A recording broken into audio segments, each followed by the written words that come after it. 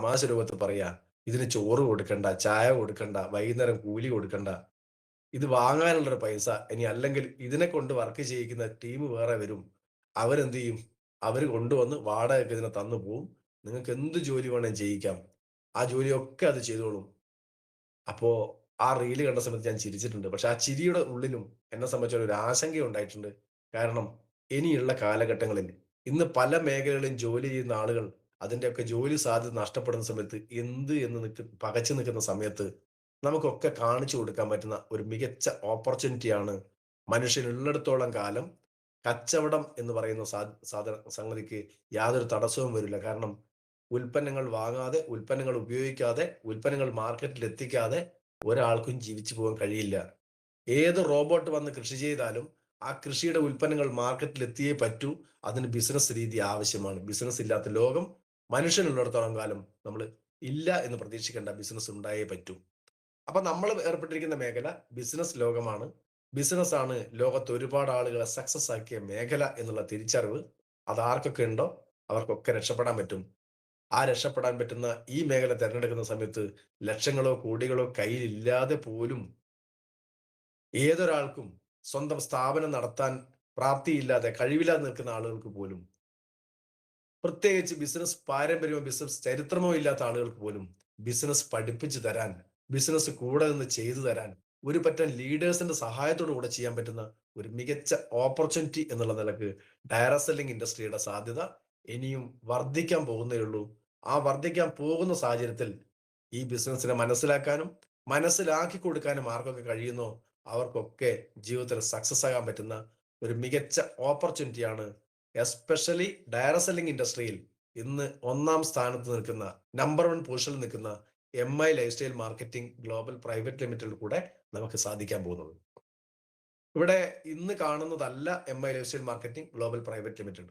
ഞങ്ങളൊക്കെ നേരത്തെ പറഞ്ഞിട്ടുണ്ട്, 9 തരത്തിലുള്ള വരുമാനം കമ്പനി നമുക്ക് തരുന്നു. പല കമ്പനികളും അവരുടെ വരുമാനം വെട്ടിച്ചുരുക്കുന്ന സമയത്ത്, അവരുടെ പ്ലാനുകളിൽ മാറ്റം വരുത്തിക്കൊണ്ടിരിക്കുന്ന സമയത്ത് കമ്പനി ഇന്ന് 12 വർഷം കംപ്ലീറ്റ് ആക്കി കഴിഞ്ഞു. ഇതുവരെ പ്ലാനിൽ ഒരു മാറ്റവും വരുത്തിയിട്ടില്ല. ഇതുവരെ ഇൻകത്തില് ഒരു മാറ്റവും വരുത്തിയിട്ടില്ല. ഇതുവരെ അതിന്റെ ബിസിനസ് വോള്യത്തിന്റെ പേഴ്സന്റേജിന് മാറ്റം വരുത്തിയിട്ടില്ല. ഒരു മാറ്റവും ഇന്ന് വരെ വരുത്തിയിട്ടില്ല. പക്ഷേ അഡീഷണൽ ആയി കൂട്ടി തന്നുകൊണ്ടേയിരിക്കുന്നുണ്ട്. നേരത്തെ ഇല്ലായിരുന്ന ഒരു ലോയൽറ്റി ബോണസ് കൊടുത്തുകൊണ്ടിരിക്കുന്നുണ്ട്. നേരത്തെ ഇതുവരെ ഇല്ലായിരുന്ന മറ്റൊരു ബോണസാണ് ഇപ്പോൾ അഡീഷണൽ ആയിട്ട് വന്നിട്ടുള്ളത്. അതാണ് TDF, ടീം ഡെവലപ്മെന്റ് ഫണ്ട്. ഞാൻ അതിനെ വിലയിരുത്തിയത് വളരെ സിമ്പിളായി എനിക്ക് മനസ്സിലാക്കാൻ കഴിഞ്ഞത്, ഒരു സാധാരണക്കാരൻ അല്ലെങ്കിൽ ഒരു ഉദ്യോഗസ്ഥൻ അല്ലെങ്കിൽ ഒരു സാധാരണ കച്ചവടക്കാരൻ ഏതോ ആയിക്കോട്ടെ, ഇന്ന് ജോലി ചെയ്ത് വരുമാനം ഉണ്ടാക്കാൻ പറ്റുന്ന പ്രധാനപ്പെട്ട മേഖല ഒന്നുകിൽ ജോലി അല്ലെങ്കിൽ self employee, job or self employee. ഇത് രണ്ടുമാണ്. ഇതിലേതും ആയിക്കോട്ടെ, ഇവരൊക്കെ കഷ്ടപ്പെടുന്നത് ഞാൻ കണ്ടിട്ടുണ്ട്. 20,000 രൂപ ശമ്പളമുണ്ടെങ്കിൽ അതിൽ നിന്ന് ഒരു 2,500 രൂപ മാറ്റിവെച്ച് ഒരു കുറിക്ക് ചേരണമെങ്കിൽ കഷ്ടപ്പെടുന്നത് ഞാൻ കണ്ടിട്ടുണ്ട്. ഇഷ്ടം പോലെ ആളുകളുണ്ട്. 2,500 രൂപ മാറ്റി വെച്ചാൽ അല്ലെങ്കിൽ 3,000 രൂപ മാറ്റി വെക്കാൻ പറ്റിക്കഴിഞ്ഞാൽ ഒരു കുറിക്ക് ചേർന്ന് കഴിഞ്ഞാൽ എന്തെങ്കിലും ഒരു ആവശ്യത്തിന്, അത്യാവശ്യത്തിന് ചിട്ടി അത്യാവശ്യത്തിന് ഉപയോഗിക്കാൻ കഴിയും എന്നുള്ള രീതിയിൽ എത്രയോ ആളുകൾ ചിട്ടി ചേരാറുണ്ട്. അതിന് പല മേഖലയുണ്ട്. സ്വകാര്യ ചിട്ടികളുണ്ട്, പ്രൈവറ്റ് ആയിട്ട് നാട്ടിലുണ്ടാകുന്ന ഈ ചിട്ടികളുണ്ട്, നറുക്ക് കുറിയുണ്ട്. ഇനി അല്ലെങ്കിൽ നമ്മുടെ KSFE പോലുള്ള, ഗോകുലം ചിറ്റ് ആൻഡ് ഫിനാൻസ് പോലുള്ള കുറെ ചിട്ടി കമ്പനികളുണ്ട്.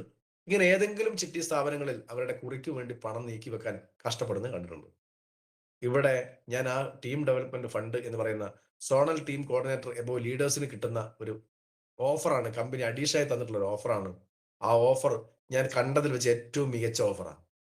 ലോയൽറ്റി ബോണസ് തരാറുണ്ട്, റാങ്ക് ഇൻകം തരാറുണ്ട്, ഓവർ റൈഡിംഗ് ബോണസ് തരാറുണ്ട്. ഇങ്ങനെ ഒരുപാട് ബോണസ് തരുന്നതിനേക്കാൾ എത്രയോ മികച്ച ഒരു ഓഫറായിട്ടാണ് ഞാൻ ഇതിനെ കാണുന്നത്. കാരണം ഏതാൾക്കും നേടിയെടുക്കാം, എല്ലാ വ്യക്തികൾക്കും നേടിയെടുക്കാം. സോണൽ ടീം കോർഡിനേറ്റർ എന്ന റാങ്കിലേക്ക് എത്തിയാൽ മതി. അവിടെ നിന്ന് ഒന്ന് ആത്മാർത്ഥമായി പ്രവർത്തിക്കുന്ന സമയത്ത് നിങ്ങൾ പ്രവർത്തിക്കുന്നതിന്റെ വരുമാനം കൃത്യമായി കമ്പനി തരും. എല്ലാവർക്കും 12%. മുബീൻ മുഹമ്മദിനായാലും ദയാലനായാലും, നമ്മുടെ ഏറ്റവും ഫസ്റ്റ് ഡിസ്ട്രിബ്യൂട്ടറാണ് ദയാലൻ സാർ. ദയാലൻ സാർ ആയാലും അതിനുശേഷം വന്ന PV അശോകനായാലും, ഇന്ന് മരണപ്പെട്ടു പോയി, അദ്ദേഹം ഇല്ല. ശ്രീജൻ സി നായർ, അദ്ദേഹം മരണപ്പെട്ടു പോയി. അദ്ദേഹത്തിന്റെ ഭാര്യ യമുന ശ്രീജനാണ് ഇന്ന് അതിന്റെ നോമിനേഷൻ ഫെസിലിറ്റി ഉപയോഗിച്ച് ബിസിനസ് ചെയ്യുന്നത്. ആർക്കായാലും ഇവർക്കൊക്കെ കൊടുക്കുന്നത് 12%. ഇന്ന് ഇൻഡിപെൻഡന്റ് ഡിസ്ട്രിബ്യൂട്ടറായി പ്രവർത്തിക്കാൻ തുടങ്ങുന്ന ആളുകൾക്കും കൊടുക്കുന്നത് പെയർ മാച്ചിങ്ങിന് 12%. ഒരു മാറ്റവും ഇല്ല. അതുപോലെ പെർഫോമൻസ് ബോണസ് എല്ലാ ആളുകൾക്കും അതാത് പൂളിൽ ഏർപ്പെടുത്തി. ടീം കോർഡിനേറ്റർ റാങ്കിലുള്ള ആളുകൾക്ക് ആ ടീം കോർഡിനേറ്റർ റാങ്കിന്റെ പൂളിൽ കൃത്യമായി എല്ലാവർക്കും ഈക്വൽ ആയിട്ട് ഡിവൈഡ് ചെയ്ത് കൊടുക്കുന്നുണ്ട്. ഏരിയ ടീം കോർഡിനേറ്റർ റാങ്കിലായി കഴിഞ്ഞാൽ അവർക്ക് അതിന്റെ പൂളിൽ ഉൾപ്പെടുത്തി കൃത്യമായി ഡിവൈഡ് ചെയ്ത് കൊടുക്കും. ഏതെങ്കിലും ഒരാൾക്ക് ഏറ്റക്കുറച്ചിലില്ല. കൃത്യമായി വീതിക്കുന്ന ഒരു വീട്ടിൽ 4 മക്കളുണ്ടെങ്കിൽ 4 മക്കൾക്കും ഒരമ്മ എങ്ങനെയാണോ കൃത്യമായി വീതിച്ചു കൊടുക്കുന്നത് അതേപോലെ യാതൊരു വിവേചനവുമില്ലാതെ കൃത്യമായി കൊടുക്കുന്ന ഒരു കമ്പനി. ആ കമ്പനിയിൽ ചില ആൾക്ക് വിവേചനം തോന്നും. എനിക്ക് കിട്ടുന്നതല്ലല്ലോ മുബീൻ സാറിന് കിട്ടുന്നത്. എനിക്ക് കിട്ടുന്നതല്ലല്ലോ ശൈലേഷ് സാറിന് കിട്ടുന്നത്. എനിക്ക് കിട്ടുന്നതല്ലല്ലോ ബിജു ബിക്ക് കിട്ടുന്നത്. അങ്ങനെ ചിന്തിക്കണ്ട. കാരണം അവരുടെ ആ ഓവറായിട്ട് അവർക്ക് കിട്ടുന്നുണ്ടെങ്കിൽ ഓവറായിട്ട് അവരെന്തെങ്കിലും ചെയ്തിട്ടുണ്ട്. കൂടുതലായിട്ട് എന്തെങ്കിലും ചെയ്തിട്ടുണ്ട്. നേരത്തെ നമ്മൾ 2 ആളുകളെയാണ് പരിചയപ്പെടുത്തിയതെങ്കിൽ അയാൾ 200 2000 20,000 ആളുകളെ ഈ ബിസിനസ് പഠിപ്പിച്ചു കൊടുത്തിട്ടുണ്ട്. അതിന് അനുസൃതമായി കിട്ടുന്നതാണ്. നമുക്കും കിട്ടും. നമ്മൾ എന്ത് ചെയ്താൽ മതി? നമുക്ക് മാക്സിമം ആളുകളെ ഈ ബിസിനസ് പഠിപ്പിച്ചു കൊടുക്കുക. അവർക്കൊക്കെ വരുമാനം ഉണ്ടാക്കി കൊടുക്കുക. എത്രത്തോളം ആളുകളെ സഹായിക്കാൻ ഉള്ള മനസ്സ് നിങ്ങൾ കാണിക്കുന്നു, എത്രത്തോളം ആളുകളെ സക്സസ് ആകാൻ നിങ്ങൾ കൂടെ നിൽക്കുന്നു, നിങ്ങൾക്കും കിട്ടും ആനുപാതികമായി. എന്തായാലും ശതമാനത്തിന് യാതൊരു മാറ്റവും ഇല്ല. 12% തന്നെ. അങ്ങനെ കിട്ടുന്നതോടൊപ്പം ഇന്നത്തെ TDF എന്ന് പറയുന്ന സമയത്ത് ഞാൻ മനസ്സിലാക്കിയ സിമ്പിൾ ആയിട്ടുള്ള രൂപം, നിങ്ങൾ ഒരു മാസം 20,000 രൂപ വരുമാനം ഉണ്ടാക്കുന്നുണ്ടെങ്കിൽ ആ 20,000 നിങ്ങൾ 5,000 എടുത്ത് മാറ്റി വെക്കണ്ട. പകരം 20,000 മുഴുവൻ നിങ്ങൾ എടുത്തോ. കമ്പനി പറയും 20,000 നിങ്ങൾ ഉണ്ടാക്കിയിട്ടുണ്ടല്ലോ, 7,000 രൂപ നിങ്ങളുടെ പേരിൽ ഞാൻ വെക്കുന്നുണ്ട് കുറിക്ക്. അതിനുശേഷം അടുത്ത മാസം 30,000 രൂപ നിങ്ങൾ വരുമാനം ഉണ്ടാക്കിയിട്ടുണ്ടെങ്കിൽ 10,500 ഈ മാസം ഞാൻ നിങ്ങളെ കുറിക്ക് വെച്ചിട്ടുണ്ട്. അങ്ങനെ ഒരു കൊല്ലം മൊത്തത്തിൽ നിങ്ങൾ എത്രയാണോ സമ്പാദ്യം ഉണ്ടാക്കിയത് അതിന്റെ 35%, അതായത് 10 ലക്ഷം രൂപ നിങ്ങൾ ഒരു വർഷം കൊണ്ട് നിങ്ങൾ ഉണ്ടാക്കാൻ ശ്രമിച്ചിട്ടുണ്ടെങ്കിൽ ഒരു സെറ്റ് റാങ്ക് മുതൽ അങ്ങോട്ടേക്ക് ഓടി ഫാസ്റ്റായി വർക്ക് ചെയ്തു, വലിയൊരു ടീമിനെ ക്രിയേറ്റ് ചെയ്തു, ഒരുപാട് ആൾക്ക് നല്ല വരുമാനം ഉണ്ടാക്കി കൊടുത്തു. നിങ്ങളുടെ മൊത്തം സമ്പാദ്യം ഈ ഒരു വർഷം കൊണ്ട് 52 ആഴ്ച കൊണ്ട് നിങ്ങൾ ഉണ്ടാക്കിയത് 10 ലക്ഷം രൂപയാണെങ്കിൽ കമ്പനി പറയും ഇതാ പിടിച്ചോ. കഷ്ടപ്പെട്ട് ഇത്രയും രൂപ ഉണ്ടാക്കിയില്ലേ, എന്തുണ്ട് ബാക്കി കയ്യില്? ഒന്നുമില്ലല്ലോ. ഒരു വാഹനം എടുക്കട്ടെ, ഇതാ IP അടക്കാൻ നിങ്ങൾക്ക് ഒരു 3,50,000 രൂപ അക്കൗണ്ടിലേക്ക് അയക്കുന്നുണ്ട് കേട്ടോ. 10 ലക്ഷം രൂപ വരുമാനം ഉണ്ടാക്കിയിട്ടുണ്ടെങ്കിൽ 3,50,000 രൂപ നിങ്ങൾ അക്കൗണ്ടിലേക്ക്. നേരെ പോയി ഒരു പ്രീമിയം ക്ലാസ് കാർ ബുക്ക് ചെയ്യാൻ ഫസ്റ്റ് കൊടുക്കാനുള്ള പൈസ. ഇനി വേണ്ട, നിങ്ങൾ അത്രയും വരുമാനം ഉണ്ടാക്കി, ഒരു നല്ല ബൈക്ക് എടുക്കണം, 2,50,000 രൂപ അല്ലെ 3 ലക്ഷം രൂപ, നേരെ പോവാ. IP ഒന്നുമില്ല, നേരെ ഫുൾ പേയ്മെന്റ് കൊടുത്തു പോരുക. ഇങ്ങനെ സഹായിക്കുന്ന ഏത് കമ്പനി ഇന്ത്യയിലുണ്ട്, ലോകത്തുണ്ട്? നമ്മുടെ കമ്പനി അല്ലാതെ. ഡയറക്ട് സെല്ലിംഗ് ഇൻഡസ്ട്രിയിൽ MI ലൈഫ് സ്റ്റൈൽ മാർക്കറ്റിംഗ് അല്ലാതെ ഇത്രയും ആളുകൾക്ക് വാരിക്കോരി കൊടുക്കുന്ന, കിട്ടുന്നതിൽ അർഹതയില്ലാത്ത ഒരു പണവും ആഗ്രഹിക്കാത്ത ഒരു കമ്പനി മാനേജ്മെന്റ്. ഇത് എങ്ങനെ കൊടുക്കുന്നു അറിയാം നിങ്ങൾക്ക്? ടീം ഡെവലപ്മെന്റ് ഫണ്ടൊക്കെ എങ്ങനെ കൊടുക്കുന്നു ഞാനൊക്കെ ആശ്ചര്യപ്പെട്ടിട്ടുണ്ട്. കമ്പനിക്ക് കൃത്യമായ അതിന്റെ പ്ലാൻ ഉണ്ട്. ആ പ്ലാനിന്റെ ഭാഗമായിട്ടാണ് 2,10,000 വരെ തരുന്നത്. ഒരു രൂപ പോലും കമ്പനിക്ക് അഡീഷണൽ ആയിട്ട് ആവശ്യമില്ല. പക്ഷെ കമ്പനിക്ക് അഡീഷണൽ ഇഷ്ടം പോലെ കോടികൾ കിട്ടുന്നുണ്ട്. നമ്മൾ 1,000 രൂപയുടെ പ്രൊഡക്റ്റ് എടുക്കുന്ന സമയത്ത് 1,040 രൂപ ബില്ല്. 1,000 രൂപയുടെ 60% തിരിച്ചു കൊടുക്കാനുള്ളതാണ് കമ്പനിക്ക് അറിയാം. 400 രൂപയാണ് കമ്പനിയുടെ മുതലും ലാഭവും ഒക്കെ വരുന്നത്. ബാക്കി 600 തിരിച്ച് നമുക്ക് തന്നെ തന്നു. 45% സെയിൽസ് ടേൺ ഓവർ ബോണസിനും ബാക്കി വരുന്ന 16% നമ്മുടെ NTC ബോണസും നമ്മളെ റോയൽറ്റി ഇൻകവും അങ്ങനെ മറ്റ് അഡീഷണൽ വരുമാനവും, അതോടൊപ്പം തന്നെ നമ്മളെ ഓരോ PUC വർക്ക് ചെയ്യാനുള്ള അവർക്ക് കമ്മീഷനും, ഇനി കമ്പനിയുടെ ക്യാരിങ് ഓൺ ഫോർവേഡിങ്ങും, അങ്ങനെ എല്ലാ ചെലവുമായിട്ട് പോയി 61% പോയി. ബാക്കി വരുന്ന അവർക്കുള്ളതാ, അവരുടെ ലാഭവും മുതലുമാണത്. അതിൽ തന്നെ കോടികൾ അവർ സമ്പാദിക്കുന്നുണ്ട്. ആ സമയത്താണ് നമ്മൾ 1,040 വാങ്ങിയ സമയത്ത് 40 രൂപ എക്സ്ട്രാ ഉണ്ട്, അതിന് BV ഇല്ല, ബിസിനസ് ഓടിയില്ല. സ്വാഭാവികമായും അതിന്റെ 50% കൂട്ടിയാൽ തന്നെ 20 രൂപ കമ്പനിയുടെ കയ്യിൽ വെറുതെ കിട്ടിയിട്ടുണ്ട്. ഇങ്ങനെ കോടിക്കണക്കിന് ബില്ല് വരുന്ന സമയത്ത് 1 കോടി ബില്ലിൽ 1 രൂപ ബാലൻസ് വന്ന 1 കോടി രൂപ കമ്പനിയുടെ കയ്യിലുണ്ട്. 10 കോടി ബില്ലാണ് ആകെ മൊത്തത്തിലുള്ളത്. 1 രൂപ വെച്ച് വന്നാൽ 10 കോടി കമ്പനിയുടെ കയ്യിൽ ബാലൻസ് ഉണ്ട്. അങ്ങനെ കോടികൾ കമ്പനിയുടെ കയ്യിൽ ബാലൻസാ. അതോടൊപ്പം ക്യാരി ഫോർവേഡിംഗ് ആയിട്ട് നമുക്ക് 1 കോടി വരെയാണ് ഒരാൾക്ക് പെയർ മാച്ചിങ്ങിൽ 1 കോടി വരെയാണ് ക്യാരി ഫോർവേഡിംഗ് നിൽക്കും. അതിൽ എക്സസ് ആയി വരുന്നത് കമ്പനിക്ക് ആർക്കും കൊടുക്കണ്ട. ഇങ്ങനെ നോക്കുന്ന സമയത്ത് കമ്പനി പിന്നെയും ചെകഞ്ഞു നോക്കുന്ന സമയത്ത് കമ്പനിയുടെ അക്കൗണ്ടിൽ കൂമ്പാരമായി കിടക്കുക കോടികൾ. ഇത് വെറുതെ കമ്പനിക്ക് ആവശ്യമില്ല. അപ്പൊ കമ്പനി തീരുമാനം എടുത്തു, ഇത് വെറുതെ എല്ലാവർക്കും കൊടുക്കാൻ പറ്റില്ല. പണിയെടുക്കുന്നവരെ കൊടുക്കാൻ പറ്റുള്ളൂ. അപ്പൊ ആത്മാർത്ഥമായി പണിയെടുക്കുന്ന ആളുകളെ സെലക്ട് ചെയ്യുക. അതിന് മാർഗം എന്തുണ്ട് നോക്കി. ആ സമയത്ത് കമ്പനി ഒരു തീരുമാനം എടുത്തു. ഇവിടെ ടി-സി, എ-ടി-സി, ഡി-ടി-സി അവിടെയൊക്കെ കഷ്ടപ്പെട്ട് നിന്നിട്ടുണ്ടെങ്കിൽ, ഇന്ന് സെറ്റ്-ടി-സി ആയിട്ട് പിടിച്ചു നിന്ന് പ്രവർത്തിക്കുന്നുണ്ടെങ്കിൽ കമ്പനിക്കറിയാം ഡി-ടി-സി ആകുമ്പോൾ കമ്പനി മൊത്തം എത്ര കൊടുത്തിട്ടുണ്ടെന്ന്. ചിലപ്പോ ഒരു കൊല്ലം കൊണ്ടായിരിക്കും ഡി-ടി-സി ആയിട്ടുണ്ടാവുക. ഒരു കൊല്ലം കൊണ്ട് ഡി-ടി-സി ആകുമ്പോൾ എത്ര കിട്ടി? 90,000 രൂപ. ടോട്ടൽ 90,000 രൂപ. ഇനി അത്യാവശ്യം ഇതൊക്കെ കൂടി 1,00,000 കിട്ടിയെന്ന് വിചാരിക്കുക. 1 1/2 കൊല്ലം കൊണ്ട് 1,00,000 രൂപ കിട്ടുക എന്ന് പറഞ്ഞാൽ ഇവരെ സംബന്ധിച്ചൊരു വരുമാനമല്ല. കമ്പനിക്കും അറിയാം അത്. എന്നിട്ടും പിടിച്ചു നിന്നിട്ടുണ്ടെങ്കിൽ, എന്നിട്ടും ഇത്രയും ആത്മാർത്ഥത കാണിക്കുന്നുണ്ടെങ്കിൽ, ഒരു സോണൽ ടീം കോർഡിനേറ്ററായി ഇനിയും ഇവന്റെ ക്ഷമ പരീക്ഷിക്കുന്നത് ശരിയല്ല. അപ്പൊ കൊടുത്തേക്കാം. അങ്ങനെ സോണൽ ടീം കോർഡിനേറ്റർ റാങ്ക് മുതൽ കമ്പനി പറയുന്നത് ഇത്രയേ ഉള്ളൂ. ഒരു വർഷം എന്ന് പറഞ്ഞാൽ 52 ആഴ്ചയാണ്. ഒരു വർഷം 52 ആഴ്ച. അതിൽ നിങ്ങൾ എത്ര കഷ്ടപ്പെട്ട് ആത്മാർത്ഥമായി പണിയെടുത്താലും ചില ആഴ്ചയൊക്കെ വീണു പോവും. അങ്ങനെ വീണാലും കുഴപ്പമില്ല. നിങ്ങൾ 45 ആഴ്ച മിനിമം 2,000 രൂപ വരുമാനം വാങ്ങുന്നുണ്ടോ? എങ്കിൽ അതിന്റെ 35% ഞങ്ങൾ മാറ്റി വെച്ചേക്കാം. ഇനി 45 ആഴ്ചയൊന്നും ആയില്ല. ഒരു 30 ആഴ്ചയേ ആയുള്ളൂ.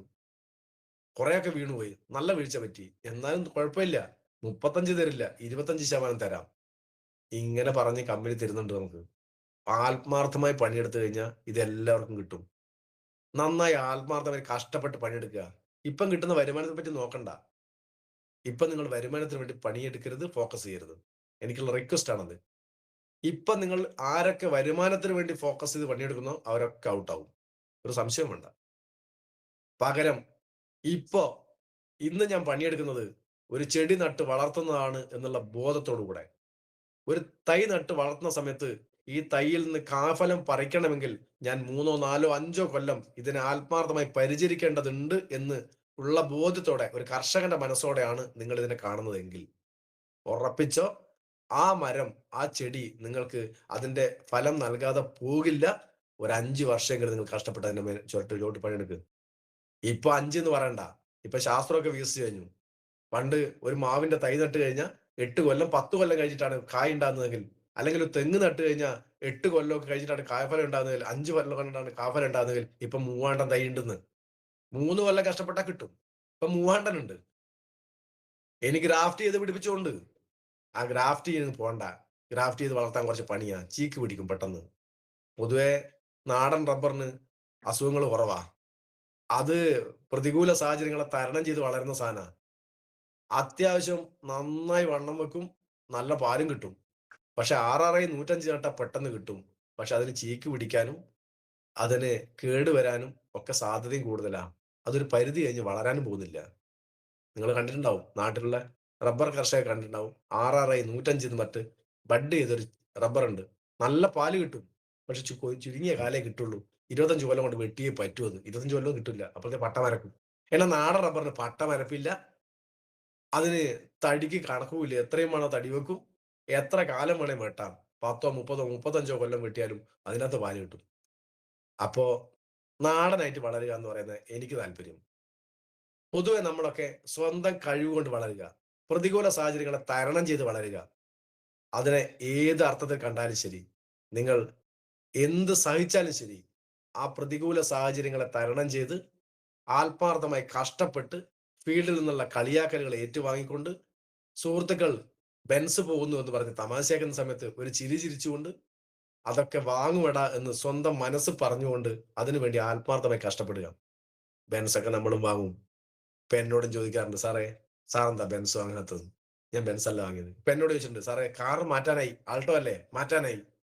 ഞാൻ ഒന്നും പറഞ്ഞിട്ടില്ല. ഞാൻ ഇവരെ ഒന്നും ബോധിപ്പിക്കേണ്ട ആവശ്യം എനിക്കില്ല. ഞാനിത് എല്ലാം ബോധിപ്പിക്കുന്ന ഒരു സ്ഥലമുണ്ട്. എനിക്കൊരു അപ്ലൈൻ ഉണ്ട്. ബെൽനിയമ്പം താമരശ്ശേരി.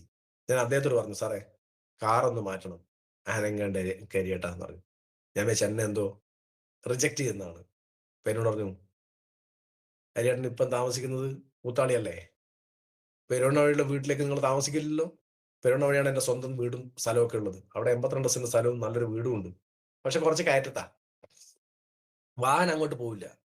ഒരു ഉൾപ്രദേശം ആയതുകൊണ്ട് തന്നെ എനിക്ക് വലിയ താല്പര്യമില്ല. അതുകൊണ്ട് ഞാൻ എന്താക്കി, എന്റെ അച്ഛന്റെ ഒരു വീഴ്ചയോട് കൂടി തന്നെ ഹോസ്പിറ്റലിലേക്ക് പോകേണ്ട സൗകര്യത്തിന് വേണ്ടി കൂത്താളി ഒരു സ്ഥലം, ഒരു വീട് വാടകയ്ക്ക് എടുത്ത് അവിടെയാണ് ഇപ്പൊ താമസിക്കുന്നത്.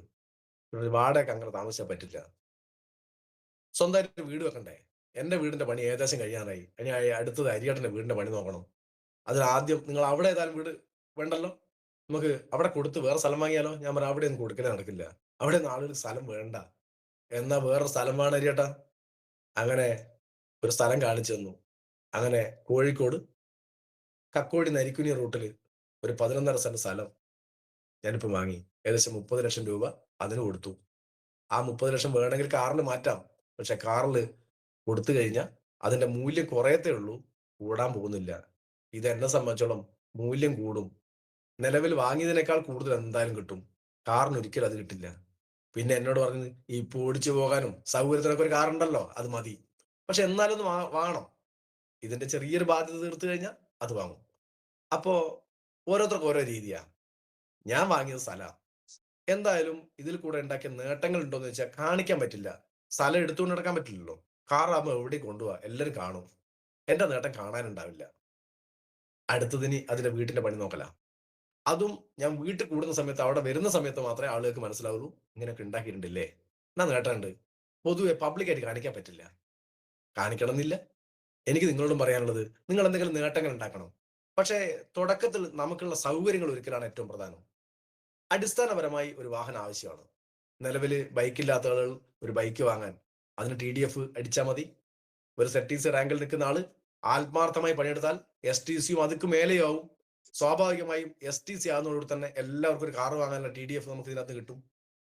STC ആകുന്ന സമയത്ത് ഒരു കാറും കൊണ്ട് നിങ്ങൾ വീട്ടിൽ ഇറങ്ങിയാൽ STCക്ക് സാധാരണ ഒരു കാറ് വാങ്ങാനുള്ള ഫണ്ടൊന്നും കയ്യിലുണ്ടാവില്ല. STC റാങ്ക് സാധാരണ ഗതിക്ക് വെച്ച് നോക്കുകയാണെങ്കിൽ അവിടെ ആ കമ്പനി പറയുന്നത് നിങ്ങൾക്ക് കാറ് വാങ്ങാനുള്ള പൈസ ഞങ്ങൾ തരാമെന്ന്. അത് തിരിച്ചു തരണ്ട, വെച്ചോ. ഒരു പോക്കറ്റ് മണി. അത് നിങ്ങൾക്ക് എത്ര വേണേ വാങ്ങാം. പോക്കറ്റ് മണി ഇഷ്ടപ്പെട്ട് തരുന്ന ആളാ തീരുമാനിക്കുന്നത് എത്ര തരണമെന്ന്. പക്ഷെ അതിനുള്ള അർഹത നമ്മുടെ പോക്കറ്റിനുണ്ടെന്ന് കാണിച്ചു കൊടുക്കേണ്ടത് നമ്മളാ. എങ്ങനെയാ കാണിച്ചു കൊടുക്കുക? ZTC റാങ്കില് 2000 രൂപയെ കമ്പനി പറഞ്ഞിട്ടുള്ളൂ. ഒരാഴ്ച വരുമാനം 2000. വളരെ സിമ്പിളാ. എന്ന് രണ്ടിലല്ല ഫോക്കസ് ചെയ്യേണ്ടത്. അത് 20,000 ആക്കാൻ പറ്റുമോ നോക്കുക. ഒരാഴ്ച പരമാവധി എത്ര കിട്ടാൻ പറ്റുമോ അതൊക്കെ നോക്കുക. പിടിച്ചു വെച്ച് കച്ചവടം ഇതിൽ പാടില്ല. ചില ആളുണ്ട് ഈ ആഴ്ചകളിൽ 2000 ആയി. എന്നാ ഇന്ന് കയറ്റണ്ട, നാളെ കയറ്റാം, ശനിയാഴ്ച കയറ്റാം. പണിക്ക് നിൽക്കരുത്. അത് വമ്പ ഫൗളാ. അടുത്ത ആഴ്ചകളുടെ പണി അടുത്ത ആഴ്ച കഷ്ടപ്പെട്ട് ഉണ്ടായിക്കോളൂ വേറെ. ഇല്ലെങ്കിൽ കഷ്ടപ്പെട്ട് എവിടെയും പോയി തപ്പി ഉണ്ടാക്കണം. ഇന്ന് കൂടിപ്പോയി കൂടട്ടെ. വെള്ളിയാഴ്ചയാകുമ്പോ ഇത് എനിക്ക് 2000-ൻ്റെത് ആയിട്ടുണ്ട്. എന്നാ ബാക്കി വരുന്നത് നാളെ കയറ്റാം. സാറേ ഇന്ന് കയറ്റണ്ട, നാളെ കയറ്റിക്കോ. പണിയൊന്നും വേണ്ട. ഓരോ ബിസിനസ്സിലും ഓരോ ആളുകളും ബിസിനസ്സിലേക്ക് വരുന്നത് അവർക്ക് അന്നന്ന് കിട്ടാനുള്ള കിട്ടാൻ തന്നെയാ. ആരത് പിടിച്ചു വെച്ച് കയറ്റാൻ നിൽക്കരുത്. ആത്മാർത്ഥ പണിയെടുത്ത് നന്നായി തള്ളി കൊടുക്കുക. നന്നായി ഫോഴ്സ് ചെയ്യുക. ഇന്ന് എത്ര സമ്പാദിക്കാൻ പറ്റുമോ ഇന്ന് അത്രയും സമ്പാദിക്കുക. നാളെ സമ്പാദിക്കുന്നതല്ല, ഇന്ന് സമ്പാദിക്കുകയാണ് പ്രധാനം. അപ്പോ നമുക്ക് ആത്മാർത്ഥമായി പണിയെടുത്താൽ ഇഷ്ടം പോലെ വാരിത്തരുന്ന ഒരു കമ്പനിയുടെ പ്ലാറ്റ്ഫോമിലാണ് നമ്മളുള്ളത്. 9 തരത്തിലുള്ള വരുമാനം. ഈ വരുമാനത്തിനേക്കാൾ ഉപരി നമുക്ക് കിട്ടുന്ന ഏറ്റവും വലിയ പ്രതിഫലം എന്ന് പറയുന്നത് പേഴ്സണാലിറ്റി ഡെവലപ്മെന്റാ. ഞാൻ കണ്ട ഏറ്റവും വലിയ ഗുണം പേഴ്സണാലിറ്റി ഡെവലപ്മെന്റാ. ഇതിനകത്ത് നിങ്ങളോട് ഞാൻ ചോദിക്കുകയാണ്, ഇതിനകത്ത് ഒരു നെഗറ്റീവ് നിങ്ങൾ പറയൂ. നല്ല പ്രൊഡക്റ്റ് തരുന്നില്ലേ? ഉണ്ട്. നല്ല മാനേജ്മെന്റ് അല്ലേ? ആണ്. നല്ല പ്ലാൻ അല്ലേ? ആണ്. നല്ല അപ്ലയൻസ് അല്ലേ? ആണ്. നല്ല ഓർഗനൈസേഷൻ അല്ലേ? ആണ്. കമ്പനി മാനേജ്മെന്റ് പെർഫെക്റ്റ് ആണോ? ഓക്കെ ആണ്. നിങ്ങൾ എന്ത് ചോദിച്ചാലും ഓക്കെ ആണ്. ബോസ് ഉണ്ടോ? ഇല്ല. പക്ഷെ ഇതിനകത്ത് ഏറ്റവും വലിയ നെഗറ്റീവ് ഞാൻ അവസാനം പറഞ്ഞതാ. ബോസ് ഉണ്ടോ? ഇല്ല. No boss business. ആരും നിങ്ങളെ തള്ളാനോ അത് ഒന്ന് ഓടിച്ചു പോകാനോ നിങ്ങളെ പ്രഷർ ചെയ്യാനോ ഇല്ല. അവിടെ തന്നെയാണ് ഇതിന്റെ നെഗറ്റീവ്. ഇതില് അപ്ലൈൻ അത്യാവശ്യമാണ്. ഒരു പ്രഷർ അത്യാവശ്യമാണ്. അത് ഒരേ സമയത്ത് പോസിറ്റീവും നെഗറ്റീവും. നമ്മളെ തള്ളാൻ ആളില്ല അല്ലെങ്കിൽ ഇവിടെ നമ്മളെ നിയന്ത്രിക്കാൻ ആളില്ല എന്ന് പറയുന്നത് പല സമയത്തും നെഗറ്റീവിലേക്ക് പോകും. ഒരു പ്രഷർ ഇല്ലെങ്കിൽ ആരും ഒന്നും ചെയ്യില്ല. സെൽഫ് മോട്ടീവായിട്ട് ഓടുന്ന ചുരുങ്ങിയ ആളുകളെ ഉണ്ടാവും. അവർക്ക് മാത്രമേ സക്സസ് ആകാൻ പറ്റുള്ളൂ. അതില്ലാത്ത ആളുകളെയും സക്സസ് ആണെങ്കിൽ മോട്ടീവ് ചെയ്യാൻ, പ്രഷർ ചെയ്യാൻ, നമ്മളെ തള്ളാൻ ഒരാൾ വേണം, ഒരു ബോസ് വേണം. ആ ബോസ് പല സമയത്തും നിങ്ങളുടെ ജസ്റ്റ് അപ്ലൈൻ ആകാം, അതിന്റെ മുകളിൽ ഏതെങ്കിലും മെന്റർ ആകാം, ആരെ ആയിക്കോട്ടെ. ആ തള്ളുന്ന സമയത്ത് തിരിഞ്ഞു നിന്ന് തെറി പറയാൻ നിൽക്കണ്ട. ആ തള്ളിനനുസരിച്ച് ഒന്ന് മുമ്പോട്ടേക്ക് നീങ്ങി കൊടുക്കുക. നിങ്ങൾ ഒരു ലൈനിൽ ക്യൂ നിൽക്കുന്ന സമയത്ത് പല സമയത്തും ഒരു തള്ളൊക്കെ വരും. ആ തള്ള് വരുന്ന സമയത്ത് ഒന്ന് മുമ്പോട്ടങ്ങ് നിന്ന് കൊടുത്തേക്കുക. തിരിഞ്ഞ് നിന്ന് തെറി പറയണ്ട. കാരണം ഈ തള്ളില് പുറകിന്ന് കുറെ ആൾ തള്ളുന്നതിന്റെ ഭാഗമായിട്ട് നമ്മൾ മുമ്പോട്ട് പോകുന്നുണ്ടല്ലോ. നമ്മളും ആ കൗണ്ടറിന്റെ മുമ്പിലെത്തും. 2,10,000 വാങ്ങുന്ന കൗണ്ടറിന്റെ മുമ്പിലെത്തി നമുക്കും വാങ്ങാൻ 2,10,000. അതിനുള്ള തള്ളാ ബേക്കിന്ന് കിട്ടുന്നത്. അപ്പോ ആ തള്ളിനൊപ്പം നിന്ന് കൊടുക്കുക. എന്ന് വെച്ച് എല്ലാരെയും പ്രഷർ ചെയ്ത് ചീത്ത പറയാനല്ല ഞാൻ പറഞ്ഞത്. അപ്ലൈൻ എന്ന് പറഞ്ഞാൽ ആപ്ലൈൻ ആകരുത്. ഒത്ത തള്ളേ തള്ളാവൂ. ബെല്ലൻ സാർ എപ്പോഴും പറയുന്നൊരു കഥയുണ്ട്. വിട്ടിന് കുത്തും പോലെ മെല്ലെ ഉള്ള തള്ള്. വിട്ട് ഒറ്റ കുത്തു വെച്ച് കൊടുത്താൽ പൊടിഞ്ഞു തെറിച്ചിട്ടാ പുറത്തേക്ക് വരിക. അത് രസം ഉണ്ടാവില്ല കാണാൻ. അതേ സമയത്ത് തള്ളാതെ കുറ്റിയിൽ വെച്ചാൽ കുറ്റി കിടക്കത്തേ ഉള്ളൂ. ഒരു വസ്തുവും കൊള്ളുകയില്ല. അവിടുന്ന് ചീത്തയായി പോകും. എന്നാൽ തള്ളി മെല്ലെ തള്ളി പുറത്തിറങ്ങി കഴിഞ്ഞാൽ അത് നല്ല ഷേപ്പുള്ള വിട്ട് നന്നായി ഉപയോഗിക്കാൻ പറ്റും. അപ്പോ നമുക്ക് നല്ലതിനെ നല്ല രീതിയിൽ കാണുന്ന രീതിയിൽ അല്ലെങ്കിൽ അപ്ലൈൻ എന്തെങ്കിലും പറയുന്നുണ്ടെങ്കിൽ അതിന് തിരിച്ച് മറുപടി പറയാതെ ഇനി അഥവാ അപ്ലൈൻ എന്തെങ്കിലും മോശമായി പറഞ്ഞാൽ പോലും അവിടെ വെച്ചേക്കുക. അപ്ലൈന് അച്ചീവ്മെന്റോട് കാണിച്ചു കൊടുത്തേക്കുക. നിങ്ങൾ അന്ന് പറഞ്ഞില്ലേ ഇതാ എന്റെ അച്ചീവ്മെന്റ്, അനങ്ങരുത്. അപ്പൊ അപ്ലൈന് മനസ്സിലാവും ഇവൻ അങ്ങനെ പറയേണ്ടതല്ല. അപ്പോ ഒരിക്കലും നമ്മൾ ഈ ബിസിനസ്സിൽ വിട്ടുപോകാതിരിക്കണമെങ്കിൽ ഒരു കാര്യം എനിക്ക് പറയാനുള്ളത്, നിങ്ങളെ പിശാച് പിടികൂടാതെ നോക്കുക എന്നുള്ളതാണ്. നമുക്ക് ആ ചിന്ത ഉണ്ടാവും. ക്രിസ്ത്യൻസ് ആണെങ്കിൽ പിശാച് വരുന്ന സമയത്ത് കുരിശ് കാണിച്ചു കൊടുക്കും. ഒരു കുരിശ് നമ്മളെ കയ്യിൽ ആവശ്യമാണ്. അത് പല രീതിയിൽ വരും.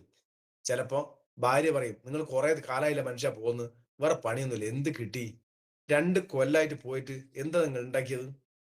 ഭാര്യയുടെ പരിഹാസം, ഭാര്യയുടെ ഫയറിങ്. ചില ആൾ അത് മതി, അതൊരു പിശാചാ. ചിലപ്പോ മക്കൾ പറയും, അമ്മക്ക് വേറെ പണിയില്ലേ, വെറുതെ നല്ല ജോലിയും വെച്ച് ഇപ്പൊ ഈ പണിക്ക് പോന്നു, അന്നേരം കൊണ്ട് 4 ദിവസം തൊഴിലുറപ്പിന് പോയിട്ടുണ്ടെങ്കിൽ ഇത്ര കിട്ടുമായിരുന്നല്ലോ, ഇപ്പൊ അതുപോലും ഇല്ലല്ലോ. മക്കൾ വരും, അതൊരു പിശാചാണ്. അങ്ങനെ ചിലപ്പോ അസോസിയേറ്റ് അപ്ലൈൻ എന്തെങ്കിലും പറഞ്ഞത് പിടിക്കാതെ അസോസിയേറ്റ് തിരിഞ്ഞ് തെറി പറയും.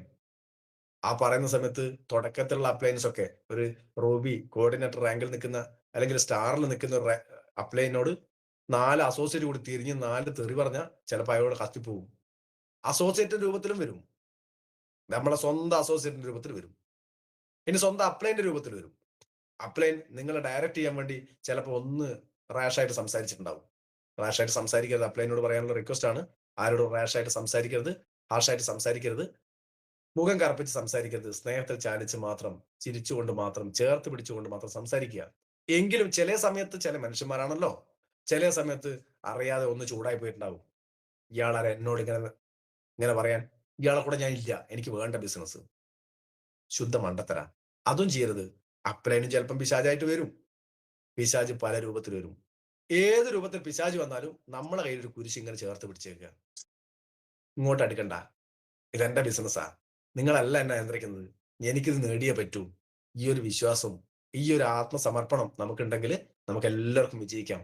അതിന് പറ്റിയ മികച്ച ഓപ്പർച്യൂണിറ്റി നമ്മളെ കൈ കിട്ടിയിട്ടുണ്ട്. എല്ലാവർക്കും കിട്ടുന്നത് 10 അക്ക നമ്പറാ. നമ്പറിൽ ചെറിയ മാറ്റങ്ങൾ ഉണ്ടാവും. 10 അക്ക നമ്പർ തന്നെ, 4 തുടങ്ങുന്ന 10 അക്ക നമ്പറാ ഇന്ത്യയിലെ കോടിക്കണക്കിനായിട്ടുള്ള ആളുകൾ കയ്യിലുള്ളത്.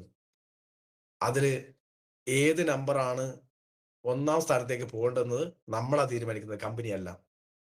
നമുക്ക് തീരുമാനിക്കാം. എന്റെ നമ്പർ ആയിരിക്കും 1ാം സ്ഥാനത്ത്. ആ നമ്പറിനെ, നമ്മുടെ നമ്പറിനെ 1ാം സ്ഥാനത്ത് എത്തിക്കാൻ വേണ്ടി ആത്മാർത്ഥമായി പ്രവർത്തിക്കുക എന്ന് പറഞ്ഞാൽ ഫീൽഡിൽ നന്നായി പ്രവർത്തിക്കുക. ഫീൽഡിൽ നിന്ന് പ്രവർത്തിച്ച് അവിടെ നമ്മുടെ വാക്കത്തി കൊണ്ട്, നമ്മളെ വാളുകൊണ്ട് എന്തിനൊക്കെയോ വെട്ടിയിട്ടുണ്ട്. മരത്തിനും കല്ലിനും മണ്ണിലും ഒക്കെ നമ്മൾ വെട്ടിയിട്ടുണ്ട്. മരത്തിൽ വെട്ടിയാൽ ഒന്നും പറ്റില്ല വലിങ്ങനെ. പക്ഷെ അറിയാതെ ചിലപ്പോൾ കല്ല് കൊണ്ടിട്ടുണ്ടാവും. ഫുൾ നെഗറ്റീവിനോട് പോയിട്ട് ബിസിനസ് പറഞ്ഞിട്ടുണ്ടാവും. നമ്മളെ വായ്ത്തര പോയിട്ടുണ്ടാവും. ഒന്നുമില്ല, നല്ല കൊല്ലന്റെ തോട്ടത്ത് കാച്ചിക്കുക. എവിടെയാ കൊല്ലം? നമ്മളെ ബെല്ലൻ സാറെ ട്രെയിനിങ് ഉണ്ടാവും, അല്ലെങ്കിൽ ഷൈല സാറെ ട്രെയിനിങ് ഉണ്ടാവും, അല്ലെങ്കിൽ ബിജു സാറെ ട്രെയിനിങ് ഉണ്ടാവും, അല്ലെങ്കിൽ അനീഷ് സാറെ ട്രെയിനിങ് ഉണ്ടാവും. ഏതെങ്കിലും ട്രെയിനിങ് ഉണ്ടാവും. FSS ആയിട്ടോ, 1 ഡേ ട്രെയിനിങ് ആയിട്ടോ, 2 ഡേ RTP ആയിട്ടോ, എന്തെങ്കിലും ആയിക്കോട്ടെ, അവിടെ കൊണ്ടുപോകുക. ആ ചൂളയിൽ വെച്ച് ഒന്ന് കാച്ചി നല്ല രാഗിങ് എടുക്കുക, പിന്നെയും വന്ന് വെട്ടുക.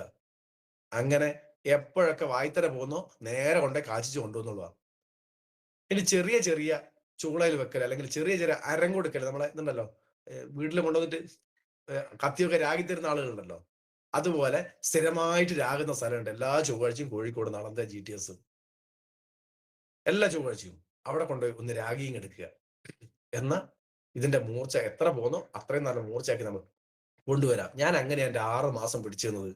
ഞാൻ ഇറങ്ങും, പുറത്തിറങ്ങും, ചൊവ്വാഴ്ച GTS കഴിഞ്ഞ് ബുധനാഴ്ച രാവിലെ ബിസിനസ് പറയാറുണ്ട്. അന്ന് തന്നെ പോകും വായിത്തരാം. അതിന്റെ കത്തിയുടെ മൂർച്ച അന്ന് പോകും. ചൊവ്വാഴ്ച പോയി ബുധനാഴ്ച ആവുമ്പോഴത്തേക്ക് കത്തിയുടെ മൂർച്ച പോയി. വ്യാഴം വെള്ളിയൊന്നും വർക്ക് ചെയ്യാൻ പറ്റില്ല. അത്രയും മൂർച്ച പോയിട്ടുണ്ടാവും. അടുത്ത ചൊവ്വാഴ്ച പിന്നെയും കൊണ്ടുപോയി രായി കൊണ്ടുവന്നതാ. അതുകൊണ്ടാ ഇന്ന് ഞാൻ ഇന്ന് പിടിച്ചു നിൽക്കുന്നത്. അല്ലെങ്കിൽ പണ്ടേ വിട്ടുപോയിട്ടുണ്ട്. അപ്പോ എനിക്ക് നിങ്ങളോട് പറയാനുള്ളത്, ഇതിന് പേഴ്സിസ്റ്റൻസ് വളരെ പ്രധാനമാണ്. പിടിച്ചു നിൽക്കൽ വളരെ പ്രധാനമാണ്. വെറുതെ പിടിച്ചു നിന്നിട്ട് കാര്യമില്ല കേട്ടോ. ബസ്സിന്റെ കമ്പി പിടിച്ച പോലെ പിടിച്ചിട്ട് തന്നെ നിന്നിട്ട് കാര്യമില്ല. ഓടുന്ന ബസ്സിലായിരിക്കണം. എന്നാലേ കോഴിക്കോട് എത്തുള്ളൂ. കോഴിക്കോട് കയറി ബസ്സിന്റെ കമ്പി പിടിച്ചിരുന്നാലും സീറ്റിലിരുന്നാലും കോഴിക്കോട് എത്തും. എങ്ങനെ നിന്നാലും കുഴപ്പമില്ല, കോഴിക്കോട് എത്തും. പക്ഷെ നിർത്തിയിട്ട ബസ് കയറിയിട്ട് കമ്പി പിടിച്ചിട്ടോ സീറ്റിൽ ഇരുന്നിട്ട് ഒരു സ്ഥലത്തും ഇവിടെ എത്താൻ പോകുന്നില്ല. ഓടുന്ന വണ്ടി കയറുക.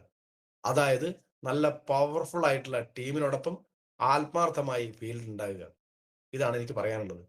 അപ്പോ ഇന്ന് എന്നോട് പ്രതീഷ് സാർ പറഞ്ഞത് അത്യാവശ്യം കുറച്ച് സംശയങ്ങളും കാര്യങ്ങളൊക്കെ ഉണ്ടാവും എന്ന് പറഞ്ഞിട്ടുണ്ട്.